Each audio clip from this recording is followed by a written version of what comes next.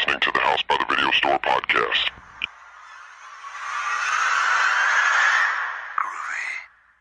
There's no more room in hell. The dead will walk near. We have such sights to show you. I kick ass for the Lord. Praise God, get away! Welcome to the House by the Video Store podcast. I'm your host, William, and joining me today will be Sean. Hello. And Derek. Hello. And in this episode, we'll be discussing the two Adam Wingard films, You're Next and The Guest, that are also both now available on Netflix Watch Instant if you're interested in catching up. And we'll talk about a little bit of site news and some things we've been watching. Just to start off with some site news. So the last podcast, when it came out, we had mentioned the video that Sean had put out, the soundtrack swap between It Follows and Psycho. And it was recorded last Sunday, which was the 19th. And Joe Blow, I think, had reposted it on Friday. And at that point, I think it had like 700 views, somewhere around there. And then during the week, it got reposted by Bloody Disgusting, AV Club, HitFix, a Spanish language site that I wasn't aware of, eludios.com. But actually, they drove a fair deal of traffic. Mucho gracias to them. And I would assume, too, part of it is because that video is mostly just music and things like that. It really wasn't like any dialogue-focused thing. So it's kind of, I was going for that free. worldwide appeal. And then, so he got a ton of shares on it. And One Perfect Shot, which is an awesome Twitter account and Facebook page, too. They just shared it, I think, this morning. Yeah. It drove some views as well. So it's very, very cool and gratifying when people repost your content. And especially just the things we're doing. Like, part of this is we just want people to see it and, drive some conversation around it. And I think the video, last time I checked, has close to 12,000 views. So that's a pretty good response considering it's on Vimeo. Yeah. Yeah, we mentioned last week, but we weren't able to post to YouTube because of copyright issues, I guess, with the Psycho soundtrack. So, yeah. And like we always say, just go to the site if you want to make sure you see all of our content. We're video focused. The site is, that's what we started doing. Podcast started much later, and we do some written content as well. But some of the video stuff can only be posted to sites other than YouTube due to copyright stuff, though. Yeah. Unfortunately. We do not have the legal team to back us. And as not to get into the sausage, as they say, or bore people, but, the YouTube content system isn't very friendly to content creators. But then, so to talk about another video we released recently, the video that came out this past Friday, which would have been the 24th, was a trailer talk video about Zodiac, the 2007 David Fincher film. And that's just a movie that I love, and we hadn't talked about it yet. Yeah. It's not really horror, but it does deal in, like, a serial killer, and it has horror elements. And it's kind of in the same wheelhouse as something like the original Town That Dreaded Sundown. Yeah, that's very true. I mean, Fincher, even his non-horror films just have a certain, not necessarily dread, but they have a feel to them, And when we talked about Creep last week, like, that just didn't seem like a horror film, even though it had a couple elements.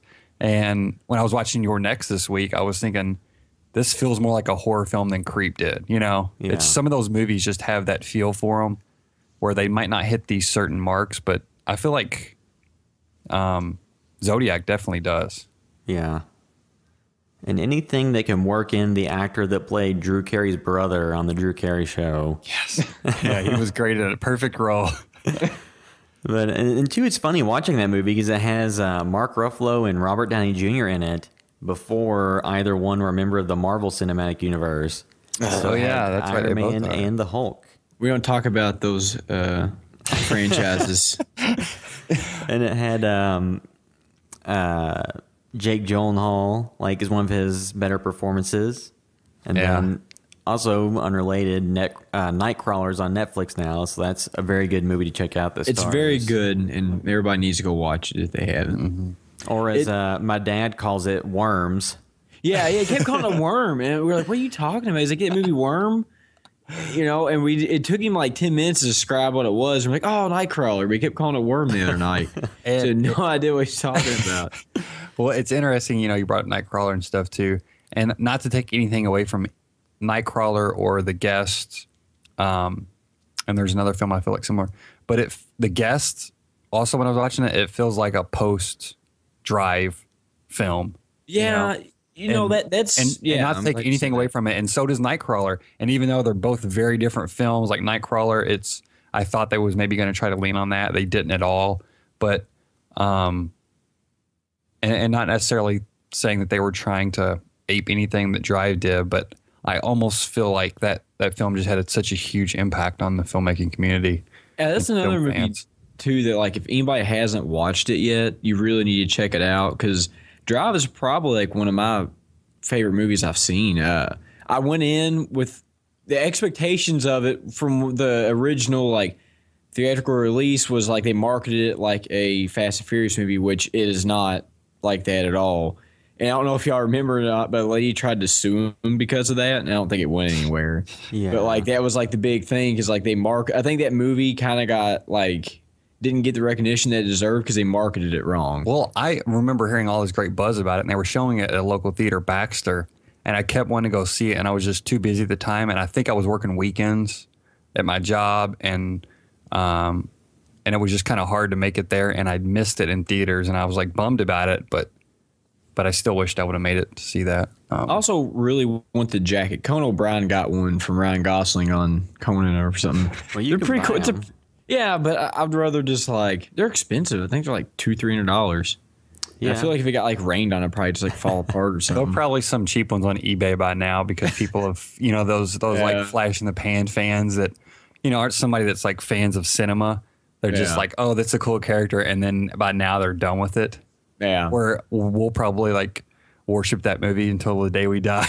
Yeah, that was like it was one of those movies I went into with like not really high expectations. I think I got it like I watched it at the Red Box when it first got released or something. Yeah, and it ended up being like one of my favorite movies I've ever seen. I was like waiting for that. It's one I just bought as soon as it was available, because I was so mad I missed it in theaters, because I knew it was supposed to be great, and it did not disappoint. Also, the soundtrack. Speaking of like I think we brought up It Follows. Yeah, and the guests have, and Your Next also. Yeah, like also has a decent soundtrack, but the Drive soundtrack, although it's more like actual music, there's some just like music made for it, but it's just it's really good. Like the music's great in it as well. Yeah, and that's kind of what I meant when I said post-Drive world, just reliance on music, and it's just kind of the feel of that film. It a little bit feels Nightcrawler, The Guest. Which I think are all movies. If you just change the soundtrack, it wouldn't even, I don't know, it would lose its effectiveness. Well, I mean, most classic movies, if you tweak the soundtrack, you could totally lose what made it work. Yeah, but it's just like those movies, like, I don't know, like It Follows, if you just they're so reliant on it. Yeah, they're so reliant on it. Like, not that they wouldn't be a movie without it, just the soundtrack is something I think a lot of people take for granted. And, you don't, like, look at, what was it, Scream 2 or 3, whatever they had, Creed. It wasn't any kind of, 3, it wasn't like any kind of gimmicky stuff like that. It was just like, I don't know, it just worked really well, and it kind of made the movie more timeless. Whereas if you had Scott Stapp singing, it's like, man. There was a trend too for a while of people doing like quick videos. Like I think they'd taken some like seminal scenes towards the end of Breaking Bad with some like tragic events occurring, and then put the soundtrack from Curb Your Enthusiasm over it. Yeah. And so you can ruin a movie with the soundtrack. But something too, like, not to get too far off topic, but like with Drive, and I think this happens to a lot of horror films too. So they marketed Drive as kind of like a standard action film, and anybody who's in the know about movies is Nicholas Winding Refn, and it's Ryan Gosling. So it's going to be a good movie. It's going to be like, or at least it has the potential to be like a good movie just based on the talent. So people who want the Fast and Furious clone, Bryan Cranston and other people in the movie who are really good, but somebody goes in wanting that Fast and the Furious and they come out pissed, and then the people who are film fans who go in love it. Because I remember seeing Cabin in the Woods. I saw it on opening weekend. The theater was pretty crowded with a pretty diverse crowd, and it was really funny because the there was two distinct camps walking out of that film. There were the people wearing like Evil Dead shirts or like Firefly or different like Whedon properties because he was one of the writers. So you had people who obviously knew what it was, and then you had the people that had only seen the previews. And not to spoil the movie too much, but like you know, it's literally called Cabin in the Woods, but it's not exactly like a generic paint by numbers Cabin in the Woods film. It's a meta film. It's like meta, it's self-referential, and it's got a lot of stuff going on. So the two camps coming out of the movie either like, man, I love that, it's my favorite movie, or that was the most stupid fucking thing I've ever seen. Well, I think with something too that was funny because we were all there for this is when we watched It Follows, we came out and we were all talking about like how good it was. And then an older couple came out, and the lady was like, that was the worst thing I've ever watched in my life. He's like, oh, no, I almost wanted to leave. And they marketed that as like one of the scariest films in the past decade, and I don't think that's true at all. Well, it's funny because like, you just realize like how much marketing can just screw up a movie. Yeah. Because you have like, because most people who watch movies, I would say like your general just moviegoer probably doesn't have much in-depth knowledge of each movie. They just see commercials on it and they go watch it, which that's where you make your Or they go to the theater and just buy a ticket for something. Yeah, they just go to the theater and just, but when you market movies like that, like It Follows, if you were expecting a bunch of, if you're expecting Jason Voorhees to walk in a room and decapitate somebody by throwing a machete, you're not getting that. Or if you're looking for a monster flick, if you're looking for like a Grudge type film, it was like in the same, hemispheres, I guess, or whatever. It wasn't that at all. So I think a lot of people probably came out a little, Well, and two, like, also not to backtrack too far either, but like, what's funny is the Psycho It Follows soundtrack swap. Like, some of the feedback I saw from different places was, like, the video's good, but they're like, well, It Follows sucks. And it I seems saw like some comments like that too. Like the horror community, I mean, it's a very diverse community, but there's a lot of people who really don't like anything made after like 1989, and then there's also people who like I think we mentioned before, like I don't really think anything's that scary anymore. Yeah, like I mean, and It Follows too. It was very much it relied heavily on the symbolism of. It's like a coming of age story and everything where it's not a straight slasher film, like something like Halloween, even though it took those elements. And it is like we had discussion before, like can the Return of the Slasher 2017 is going to be the year Return of the Slasher 2016. Like, can that happen again based on what those films are? Maybe not. And It Follows is like a progression of that.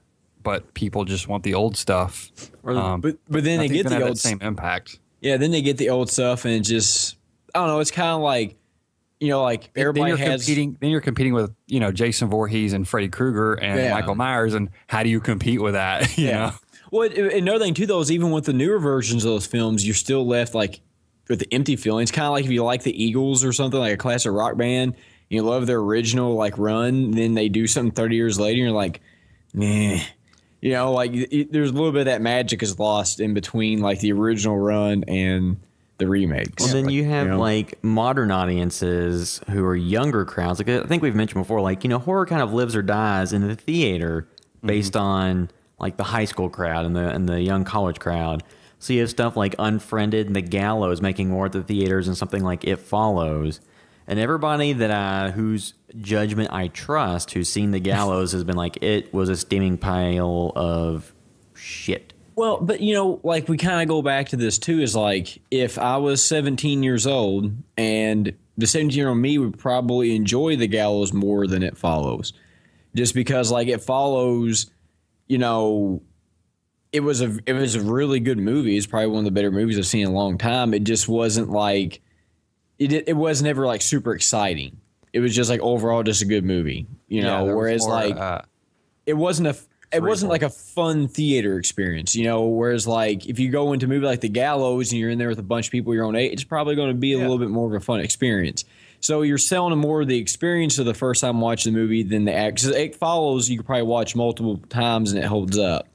Whereas like The Gallows, you're going to watch one time and probably never watch it again. I think the most engaged audiences I've been at for horror films, like general audiences, because I've gone to some preview screenings for things, and I don't really think those count.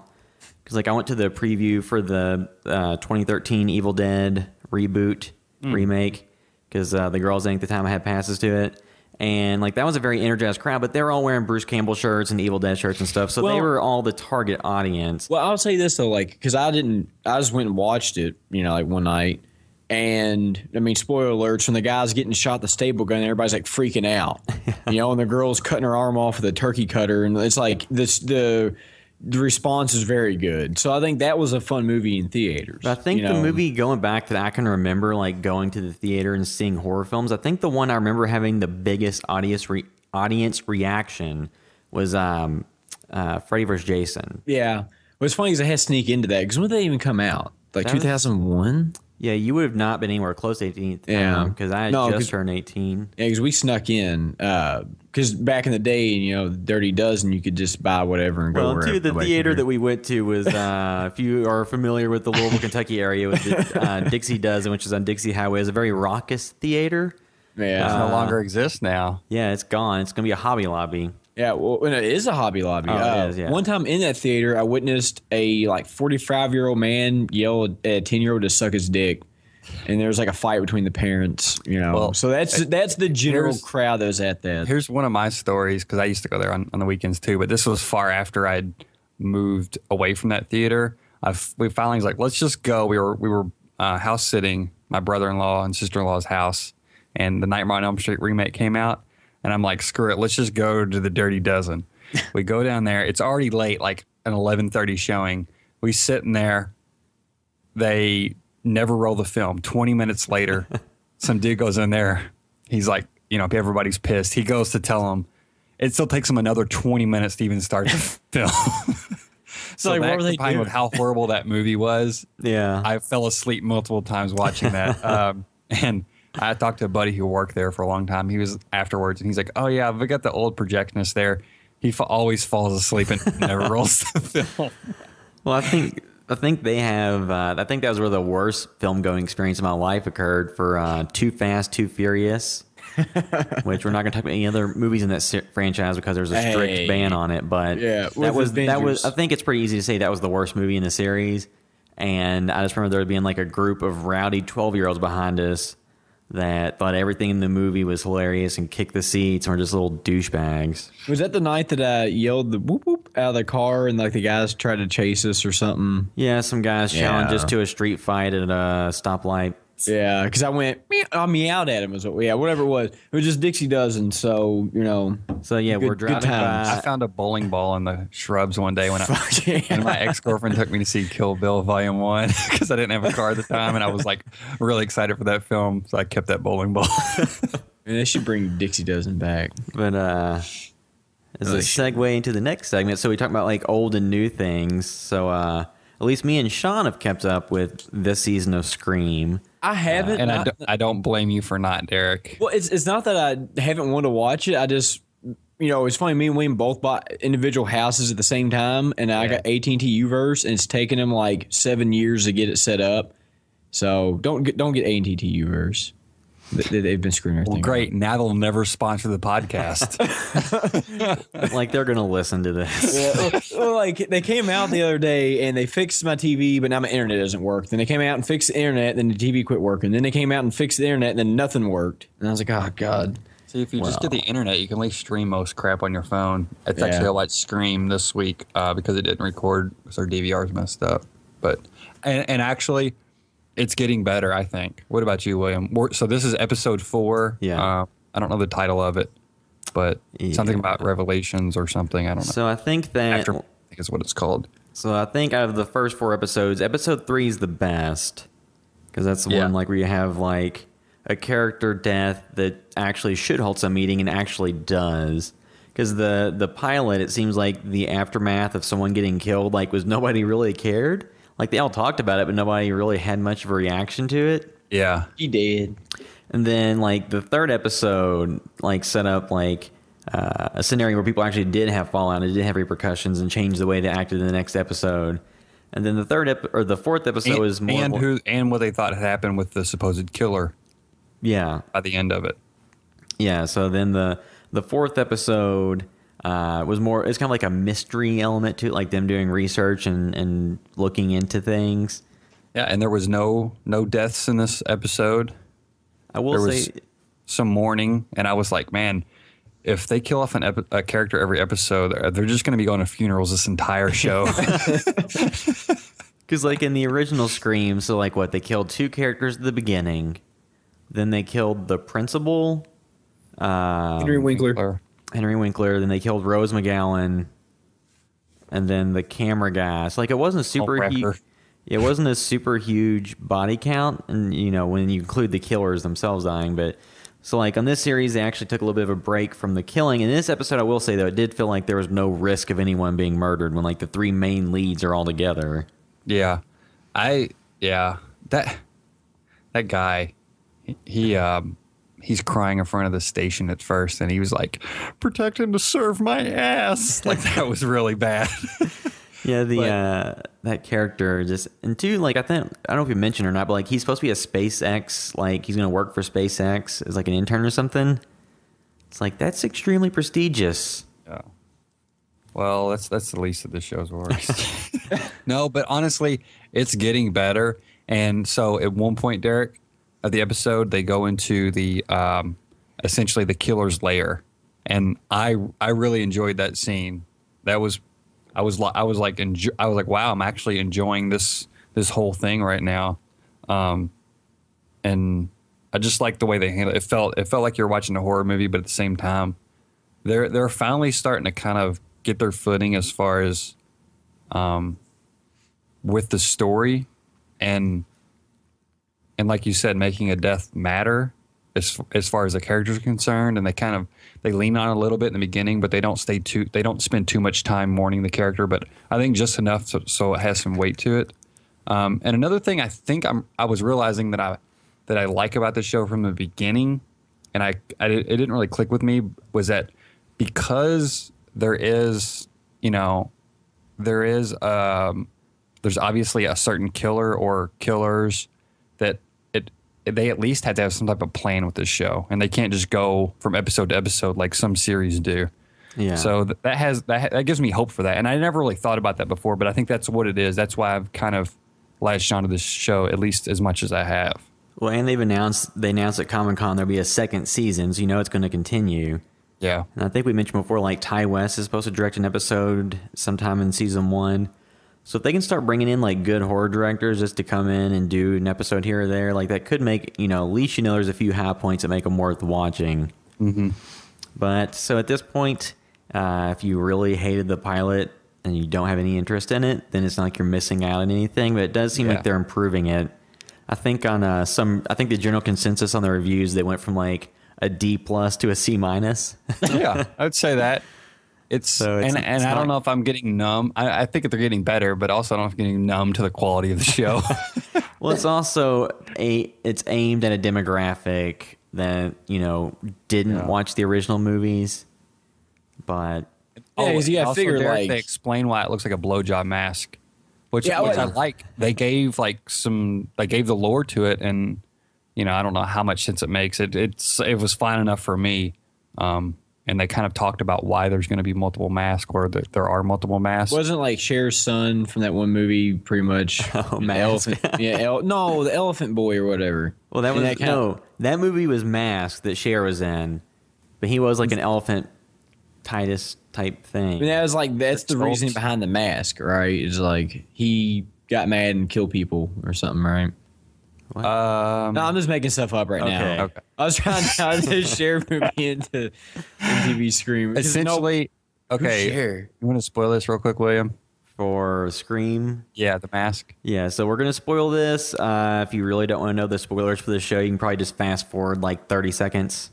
Yeah, so they go to his lair and they get a note saying, like, go where the mask was made to find out more about who the killer is. And essentially, how her mom was it her mom's boyfriend?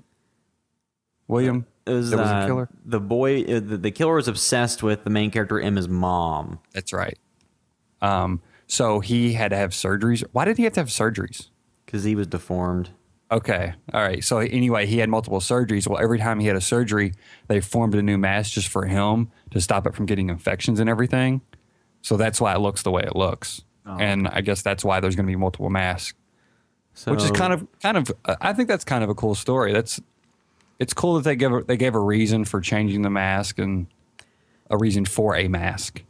Yeah, so I mean, it's not as terrible of an idea as, you know, some of the things they could have done. So it's starting to all tie together a little bit more. So like I said, you know, it's if you've watched the show so far, there's no reason to stop watching it.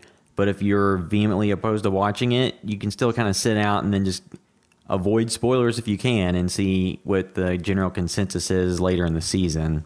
Because most shows take a while to get going. Not everything is a True Detective where season one's the peak. Well, especially too. I mean, it is true. This is a slasher TV show, which hasn't really been done. So they don't have a format they can lean on. So they're kind of. I mean, they really are doing something somewhat new. So you know, I think they actually. So there's a TV show, Harper's Island, in 2009 that had some of the same showrunners involved that are with the Scream series. It's kind of like a slasher series. But it didn't last that long. Could you say that, like, I don't know if anybody ever watches the Kevin Bacon show, The Following?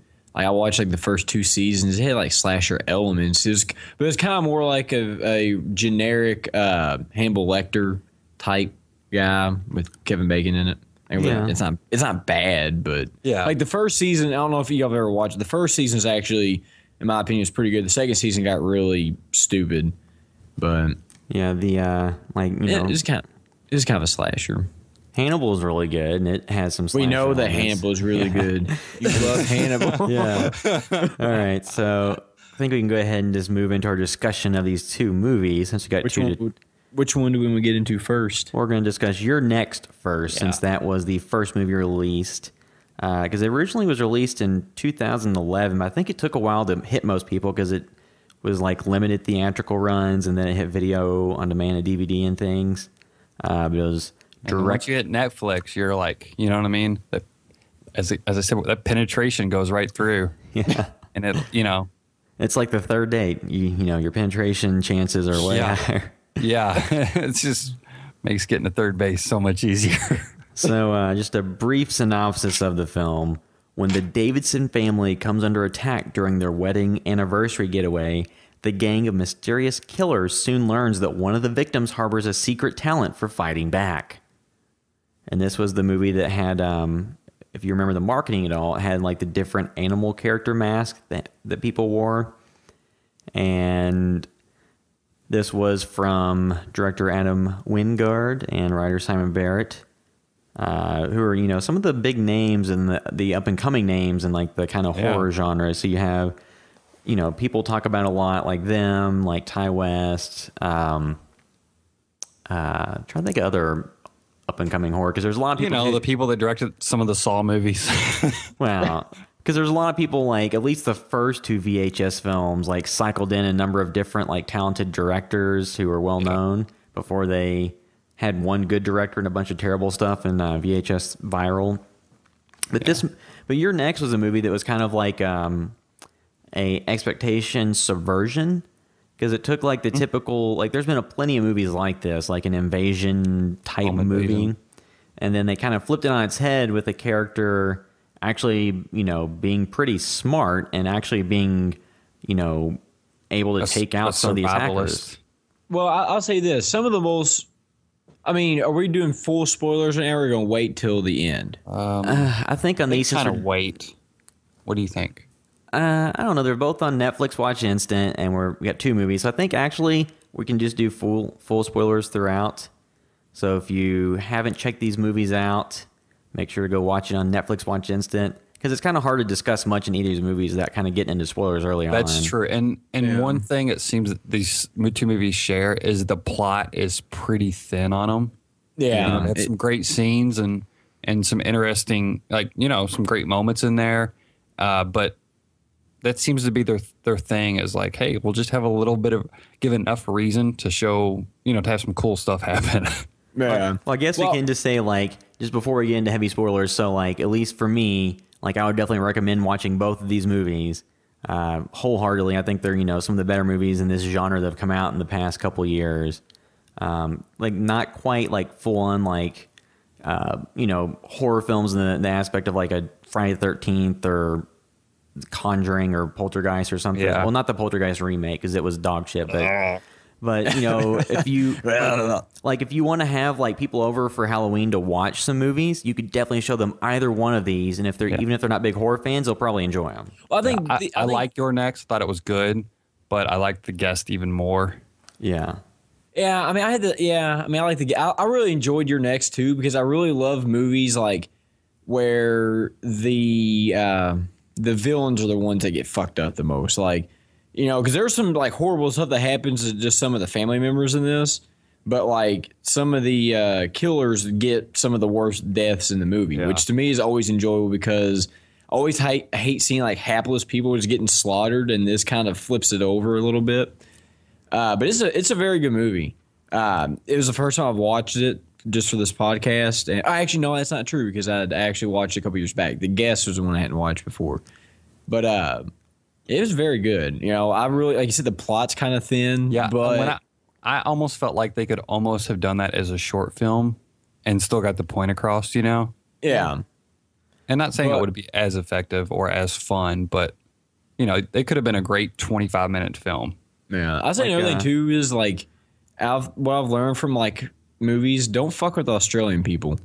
Nope. Because they will fuck you up, because you got Mad Max, which is a more of a recent movie, which that one really didn't have the tie-ins with Australia as much as Fury Road, but it is. But either way, don't fuck with people from Australia. Well, Zoe Bell too.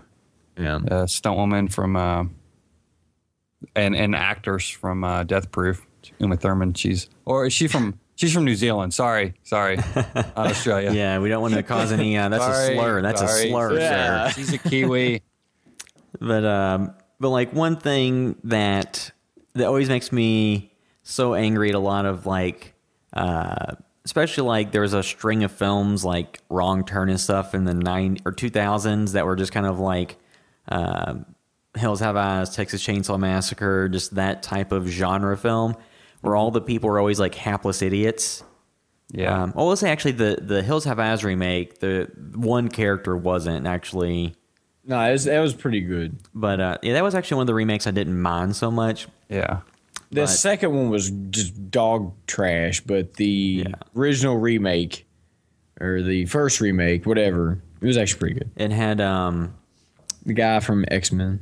It had Pyro from X-Men and Jim Gum from Silence of the Lambs, or Monk. He was in that TV show. But back to Your Next. Like, okay, now I think we go into spoilers, right? Yeah, now we can go into spoilers for Your Next. Can I say that the death scene that bothered me the most in this movie is like, one guy was the guy that got shot in the eye, Ty West. Yeah. Okay, that's not the one that bothers me the most, but like, but that was kind of, like I said, not having watched this movie in a couple years, like, it was, I kind of forgot, like, because his death, like, you kind of see something in the window and he gets stabbed or gets shot through the eye with a bow and arrow, then, like, somebody starts shooting everybody over. And then they make come with this ingenious plan that the girls are going to run full sprint through a door and they're going to open it up and she's going to try to run to a car.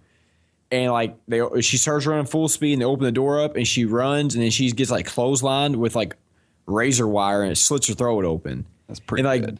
Yeah, that was one of the most brutal deaths. Like, you know how terrible that would be? Like, because I'm sure, like, everybody as a young kid, like, I don't know, back when we first moved to our parents' house, we had clotheslines in the back. And I've ran to them before, and that sucks. So just imagine it's like razor wire and it kills you, it would just be terrible to do that. Because, like, and, like, that was probably the death scene that bothered me most in that movie. And probably one of the ones I've, like, seen in a long time because it was just, like, I don't know, it was just terrible. And and it becomes fun too, like early on in the film, like you realize that, okay, well, not everyone here is useless.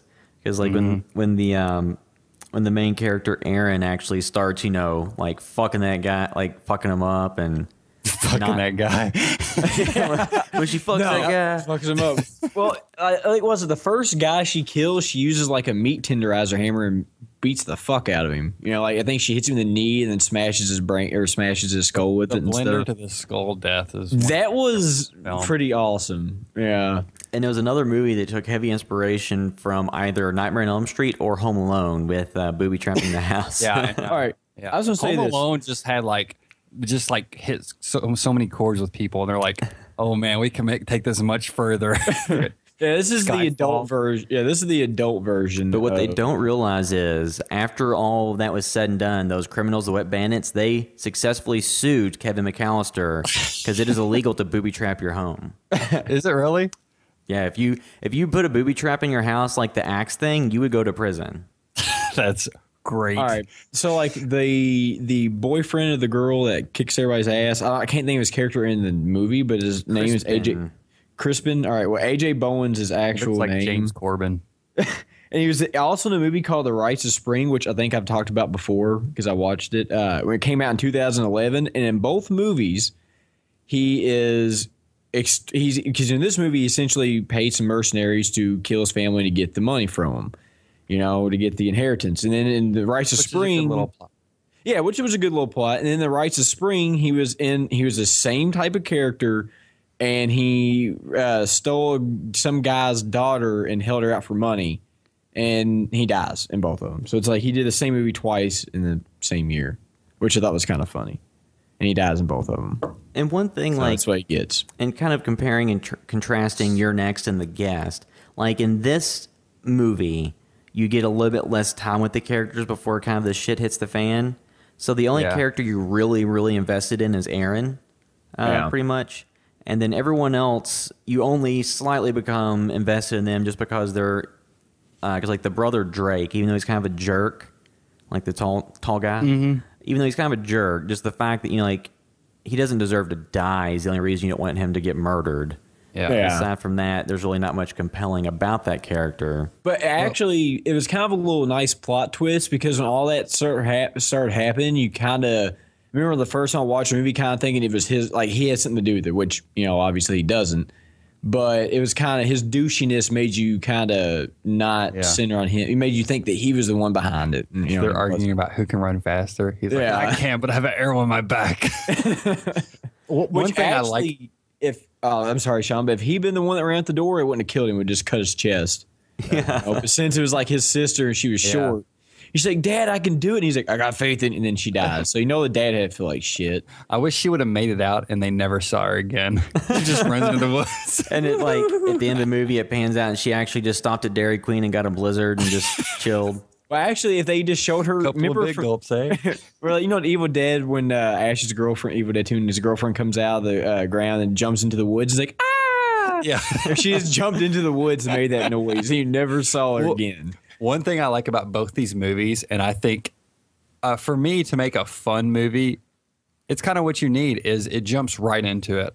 Yeah. Like I almost thought Your Next was jumping right into it because the opening scene is a typical horror film thing where they have some kills right up front and then they lead you into the bigger story. But still, it jumps you right into that. And then The Guest, like, okay, I knew this guy was going to come to their home and be a guest. But it really, like, moments into the film, he knocks on the door, which I love, It's like they don't waste any time. Yeah. Which is good because, like, I think in this day and age of, like, because people have ADHD when it comes to, like, movies. And it works better for these because, like, you go back and you watch, like, Halloween or you watch the original Nightmare on Elm Street or you watch the original Texas Chainsaw. A lot of times those movies took the entire movie to really get to anything happening. Yeah, I mean, they always have their opening kills and stuff. Yeah, they always have their opening kills, but then you might go like 7 hours and not have anything happen, and then everything happens within like a 15-minute window. Whereas in these movies, it worked out. The pacing was very good. Like You're Next, like I said, almost immediately, it didn't give you any dribble garbage 30-minute footage. Like just get me right in the shit. Just make some stuff happen, and just terrible things happen, and that's interests me. But if I don't want to get overly invested in characters that I don't care about, where I think this movie didn't really give you any time, like William said earlier. It didn't give you any time to get invested in anybody, with the exception of Aaron. Yeah. And go ahead. And outside of that, like I think that's sometimes the best way to do it. Don't get me invested in anybody else. Just give me a little bit of everybody's personality, and just go with it. And I think too, like when we were watching the movie, because I watched it the other day at the house when he was here, and we were talking about the mask in the movie, and at some point, like, wouldn't the mask be a little useless? Because at the beginning, like, it was going.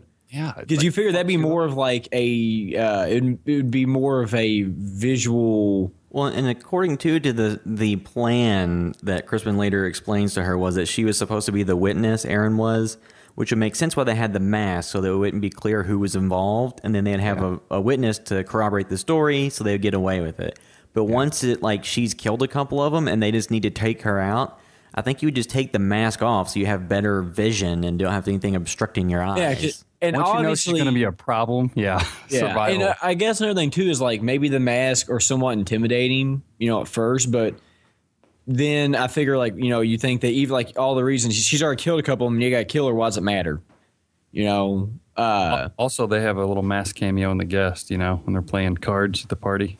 Did you notice that? Yeah. It's on one of the dudes' heads. But yeah, like the fun of that movie of You're Next is the attackers and her fighting back and everything, and they jump into it fairly quickly. And The Guest, it still feels like a genre film because it is kind of, I don't know how to explain it, but even the scenes where not action isn't happening, the fun of that movie is the social interactions because you're kind of guessing who this guy is, and he's just he's such an interesting character, so that's still fun in that movie, even if people aren't getting killed. Although in most scenes somebody's getting beat up, which is also good. I guess we can go ahead and just move into The Guest now. Well, should we do final opinions on Your Next, or I think we covered that enough earlier when we first talked about it? Just like, what did everybody think of the ending? I thought, because apparently there was an original ending where Aaron did get shot and killed by the police. They didn't go with. I think that the ending just left with her just being like a suspect, but since the cop who saw her stab Crispin got killed by the axe, let's say this. His death was probably pretty brutal too, because she stabbed him in the neck and then stabbed him through the eye. Yeah. So he got it pretty bad. The blender death is definitely probably the one that sticks out the most. But if you had to think about the sucky way to die would not only be getting stabbed in the neck, but then immediately getting stabbed in the eye right after. Anybody getting stabbed in the eye is just. Ugh. Yeah, I like the film a lot. It's not up there as far as one of my favorite modern horror films. But I did like it, and I'm definitely, between that and The Guest, I'm definitely interested to see what he does next. He's doing the one, it's called, I think, The Woods, but then he's also doing the remake of I Saw the Devil, which, have you guys seen that South Korean film? No. I've seen some of it. Yeah, it's very good. I'm looking up, see if I can, Ji-woon Kim was the director. Very good film, though. It was on Netflix for a long time. You guys need to check that out, though. Yeah. But that is a revenge film. It's very fun. Yeah, so I think we all liked You're Next. But I watch it. I liked it a lot. I think I like The Guest more. Yeah. Just because I think You're Next was, kind of their first big feature that really hit it. They got them noticed and it was out there. And I think The Guest was a little bit more assured, or at least it had. Yeah. And two, the cast, nothing against the actors in the first movie. I think the cast and The Guest was a little bit better overall acting. And it's a more interesting concept. The other one was a typical home invasion genre. With a twist. Well, with I'll some say great this scenes. The Guest, though, there was more room for character development, because it was actually a story somewhat. Whereas it really didn't matter who did what in Your Next, because the end result was death. Everybody's dying. Whereas in The Guest, it played a good, because I've never watched it until earlier today before the podcast. Yeah. And the first time through, it's just really interesting because you end up liking, what was the main character's name? David. I liked David all the way through. Even though he started doing some pretty terrible shit, as a character, I still liked him because they developed him. And he was kind of cool for most of the movie. Yeah. The only thing he was like a fucking Terminator. That that's what I'm saying. That was the first negative thing he did was he killed that guy Craig, who was not doing anything bad aside from helping him get either drugs or illegal guns. But the scene in the bar was awesome. I love scenes in bars where badasses kick other dudes' asses, and this is awesome one of those scenes. When you Well, you see how smart he is, because you knew that he Yeah. planned out his drink knowing what they would do to then pour it in someone's face and it would, burn and hurt. Yeah. They're like, this dude is fucking smart. Well, what was it? What did he send the girls? Like, was it a blowjob shot? And then he sent the guys cosmopolitans. Yeah. And then like he fucked those guys up. Like, I think he broke one guy's ankle. And Yeah, I like the way that scene was shot too, because I was wondering, like, okay, are they gonna lean on the fight choreography? But it was more about the drama of the situation. And then, but still, I loved the way it was shot. Adam Wingard, I think he came into his own more in this film for sure. Like you said, he seems more like an assured director with this film. Yeah, because the You're Next was more of like a genre film with a little bit of a twist to it, as opposed to this one. Like, before seeing this movie, I'd heard a lot of good things, and I avoided anything that would spoil what it was, because just watching the trailer, you don't get much of a feel for what the movie actually is going to be about. Because I had heard people, I just heard like people saying like, oh, it's kind of like Halloween and the Terminator, like with the Jason Bourne twist.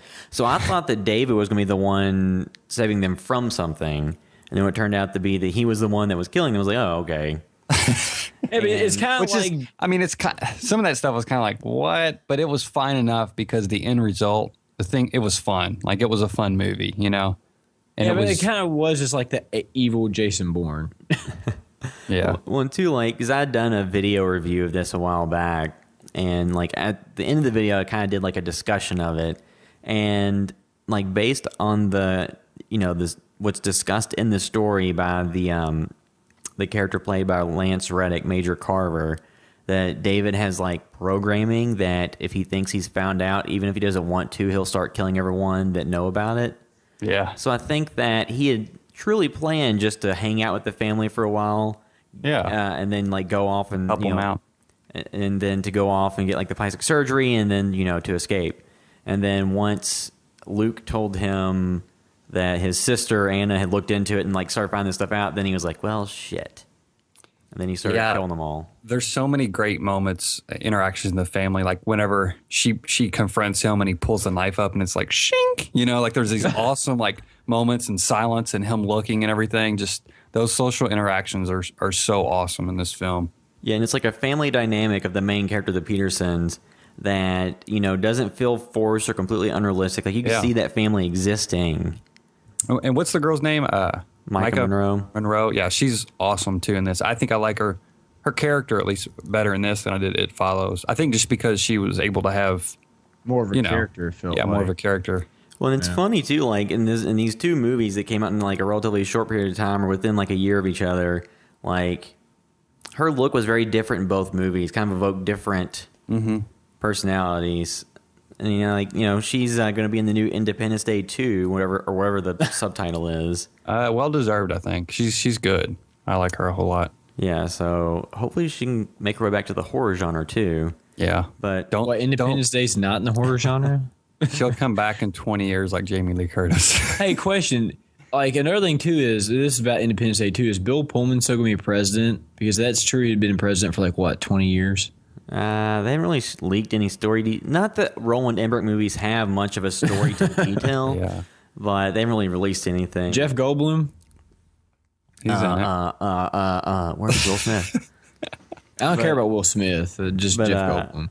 Yeah. So, but back to The Guest, like stylistically, one of the things I liked about this that so many modern movies in the wake of Jason Bourne get wrong is like when the action happens and things are going on, like the choreography of it's clear. You can tell what's going on. Yes. Where it's not shaky. It's, steady cameras. Even if there's a bunch of quick cuts and moves, you can follow what's happening, and you're not just sitting there like shaking your head. It's like, so how did that guy not die or just die? So it's very clear. Yeah, like I said, I like the way pretty much the entire film was presented, and I think he's gonna hopefully if he grows this much again on his next film, compared to what he did to Your Next, like he's gonna be an exciting filmmaker to watch. He also did some ABC's Death segment, and then VHS and VHS 2. Yeah. I think it's funny too the genre of soldiers that are programmed based on words or whatever activate it. Like, it's so hilarious that that's like essentially just accepted by now. Yeah. You know what I mean? Like how ridiculous that concept is, and it's just a given. That you could Which I guess someone. I mean, I don't know. Does hypnosis really work? People claim it does when they, give people words and everything like that. Yeah. I'm not one to say, but Echo Zulu Tango. No, That's your activation words. No, Kill now. I will definitively say that I don't think somebody's going to hypnotize me to do something with a keyword. I just don't. You say that, then you'll wake up one day and you'll be eating mustard, and you're like, motherfucker. Yeah, I have a huge aversion. Oh, we got to go to mustard. hypnotist now. Yeah, No. yeah. I think even if I was hypnotized and it touched my tongue, I'd be like,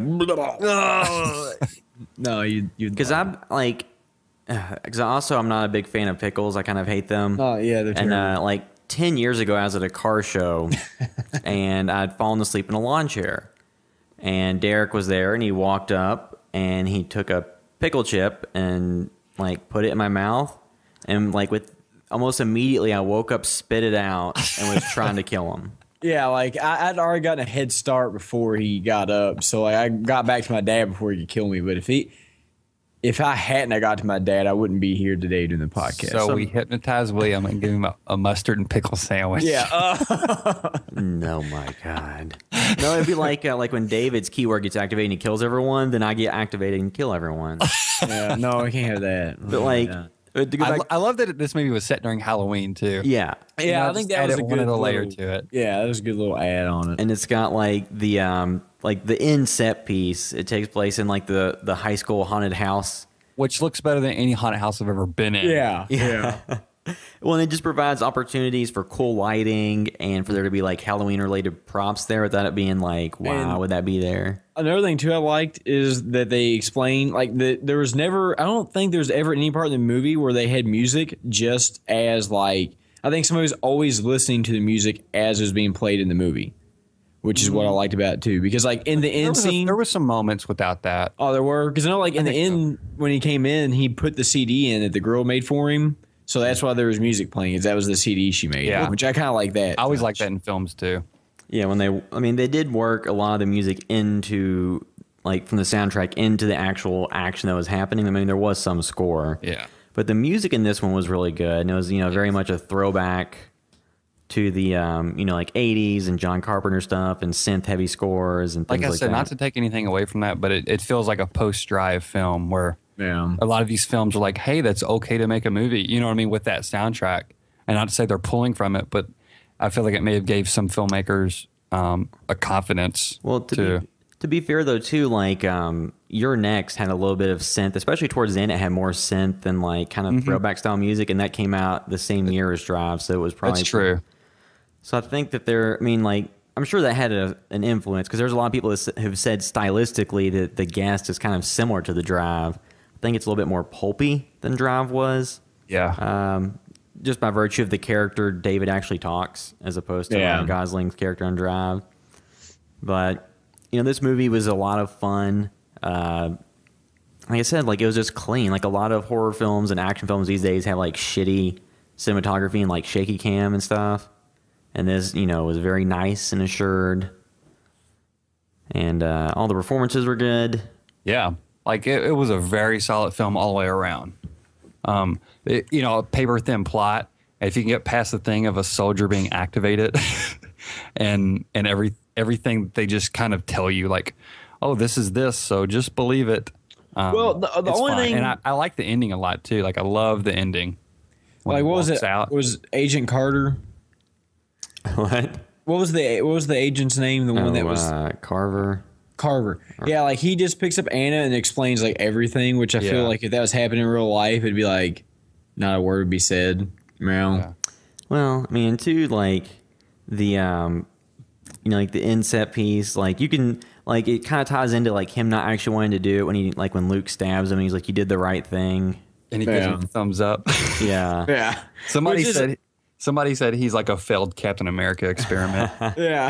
Which is it's funny because like he's like sitting there dying and he's like, Thumbs up. Good job. Well, and two, like one thing that in both of these movies, You're Next and The Guest, that happens is you have female characters who aren't just victims. You have, female characters like Anna shoots David and gets the drop on him because she outsmarts him in that moment by like tracking the blood-stained shoes and then taking them off and walking back around to the other side. So it has, strong female characters that aren't victims, which is a good thing to see in horror because for so often it was just, the last girl who was victimized and didn't really do anything. I love that when, they put females in that role. And it's funny because once I watched this film on Netflix, one of the categories, I'm realizing it now that you're saying that, was like strong female leads or whatever like that. And I was like scrolling through because I love those films. I was scrolling through, seemed like I could find something I wanted to watch afterwards. Yeah, so we're at the 55-minute mark. Are we hitting the timer now with our podcast space? Yeah, I think we can go through last thoughts and then, all the social media plugs. So I think we're very, covered, like good movie. I definitely recommend showing it to your friends. Movie good, not bad. If you're a House guy, Bad Video Store, love The Guest. HBTVS love Guest, but and like I guess like too for eye candy. So for the fellas or ladies who like ladies, Mike Monroe is easy on the eyes, and then Dan Stevens, which is very funny if you've ever watched Downton Abbey, because on that show he was kind of like, he wasn't fat, he was just chubbier, and in this one like he was like cut. So you can he's pulling a what's his damn name off Jurassic World and Chris Pratt. Yeah, he's pulling up Chris Pratt. He went from being cousin Matthew to Dan Steven, or not Dan. What? He was David. Lieutenant Dan. Lieutenant Dan. Yeah, he's not Lieutenant Dan. Real quick too, like when I say I love the end of the movie, I love him walking out. Yeah. Yeah. Giving the thumbs up. Yeah, and he's like in the suit and everything, just like, and it kind of mirrored what happened before where there was a fire and they couldn't identify him. And I guess apparently pulled out that guy's teeth before everybody Or got two there. of them. They pulled out two people's teeth. Yeah. Like- And I love too. Anna's like, what the fuck? Yeah, and it just ends. And he really is kind of like a Terminator.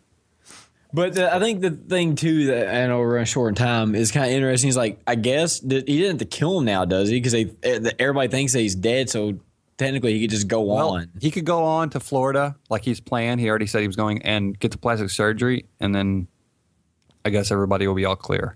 Yeah. Because like, And then they can make another film with a different actor.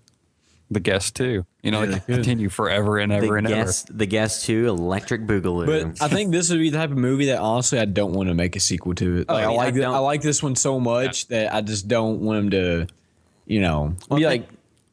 I don't think that, just looking at the IMDb page and like the things that they're working on, I don't think they'll come back to this. No, yeah, but like Drive, like I love Drive, but a Drive 2 would never work. So They wrote a novel sequel. yeah, but I don't think they. But like sometimes you have movies that like the first one's so good, it's like I love this movie, but I just don't want to revisit it because I know like it's not going to be like what the first one was. The Guest was a critical success, and I think it did well on like the festival circuit. It had like a limited theatrical run.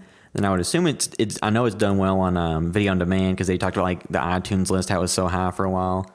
So it's done well enough, but I don't think in this day and age, I mean, it was probably cheap to make, but hopefully they just keep making new things as opposed to coming back. They seem like they don't have trouble churning out ideas, and I saw a lot of positive feedback like on Instagram and stuff, searching The Guest.